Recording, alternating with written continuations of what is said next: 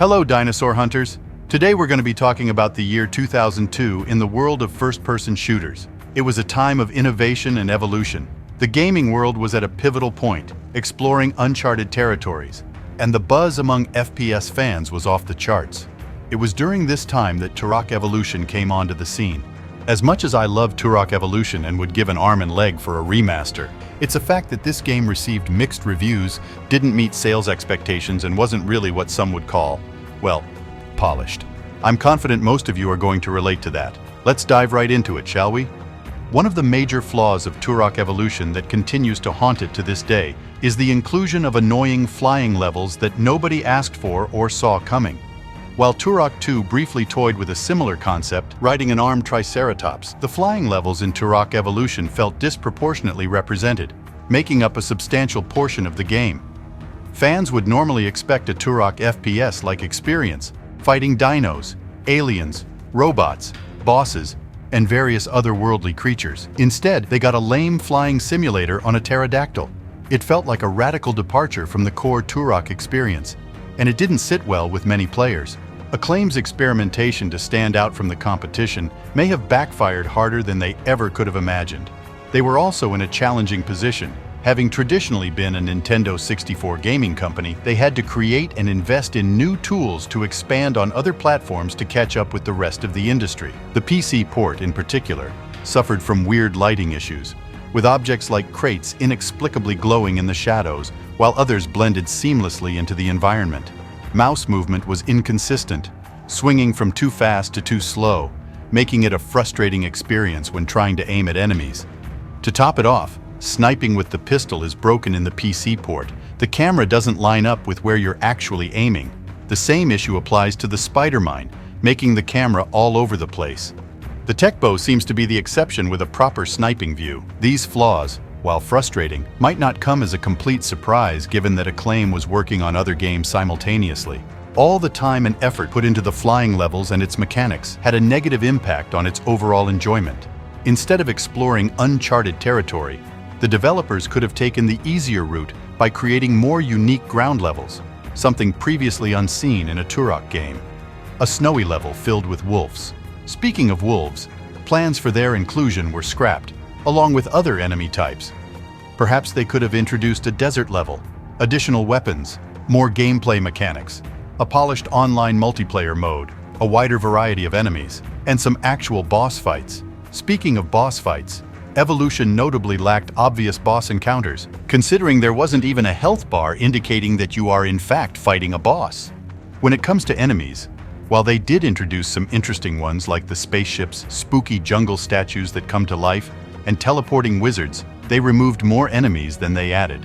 What has always bothered me the most is that 99% of the time you're fighting the same slugs from the beginning to the very end, making the game feel dull and repetitive compared to previous releases where each level brought surprises.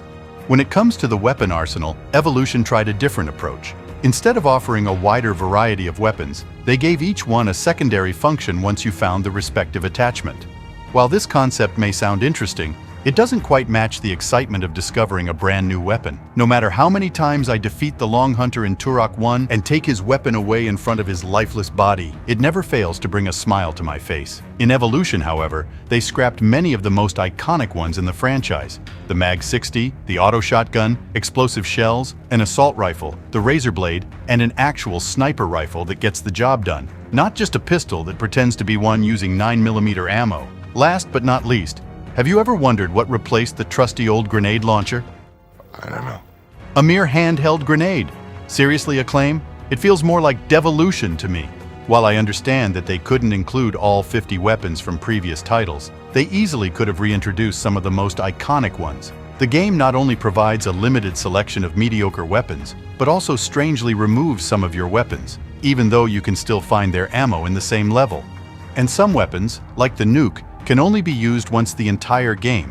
What's the point of all weapons cheat when you can't use them all? If that's not the definition of a rushed project, I don't know what is.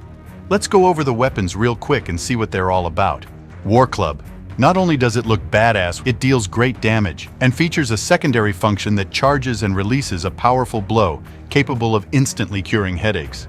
5 out of 5. Bow. The ridiculous rate of fire and high damage output make it an absolute slag slayer. 5 out of 5. Tech bow. While it looks nice and includes poisonous arrows with sniper capabilities, the painfully slow rate of fire can be a drawback, especially under pressure. 3.5 stars. Pistol.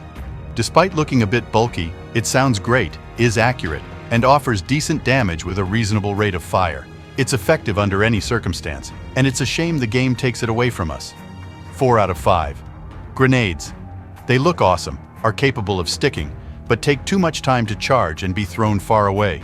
A cook-off timer like in Call of Duty would have been better. They often end up bouncing all over the place, putting me in danger rather than the enemies. 3 out of 5. Shotgun. Although it has a unique design and packs a punch at close quarters, it's not well balanced as it struggles when dealing with mid-range combats due to its wide spread.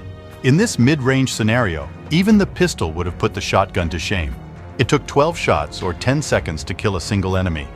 If it had a tighter spread and dealt a little more damage, it would have been more balanced. 3 out of 5. Flechette. It's quite versatile. It deals the same damage as the pistol, and the rate of fire depends on how fast you can click your mouse. This weapon also has a technical issue. The projectile is slightly off along the Z-axis. However, its slow projectiles make hitting moving targets challenging. 4 out of 5. Minigun. Considered one of the game's most powerful weapons, faces a similar problem to the shotgun. It struggles to hit mid-range targets, often wasting ammo. The delay when you try to shoot is another concern, requiring continuous tapping to stay ready for action. Compared to miniguns from previous titles, this one doesn't shine the most. 3 out of 5. Flamethrower. It makes a return from Turok 2. Its primary mode unleashes a continuous stream of fire, turning slugs into barbecue, although it could have been more effective if the range was a bit longer. In its secondary mode, it shoots 3 sticky napalm rounds, instantly killing slugs and damaging nearby enemies. It's excellent for clearing rooms. It gets a rating of 4 out of 5 stars. Spider Mine. I love the concept of a mighty explosive and poisonous spider RC. It's very effective at eliminating enemies in rooms without you even being there. Its explosion is very weak, considering it only injures enemies. You're better off using its poisonous feature, as it is able to not only injure but also kill multiple enemies.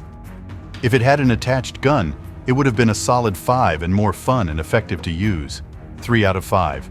Dark Matter Cube. Not only does it look mystical, but it's capable of obliterating slug troops instantly with its primary mode or creating a deadly gravity well in its secondary mode.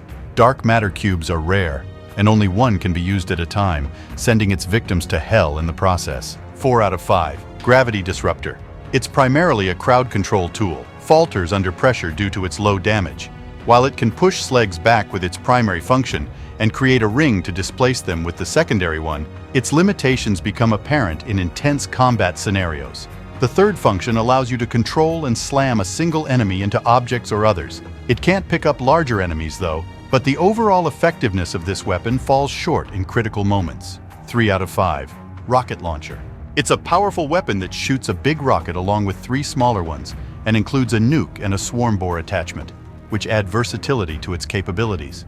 However, compared to the Turok 2 rocket launcher with its trusty homing missiles, it becomes evident that the level of confidence in your aim is missing.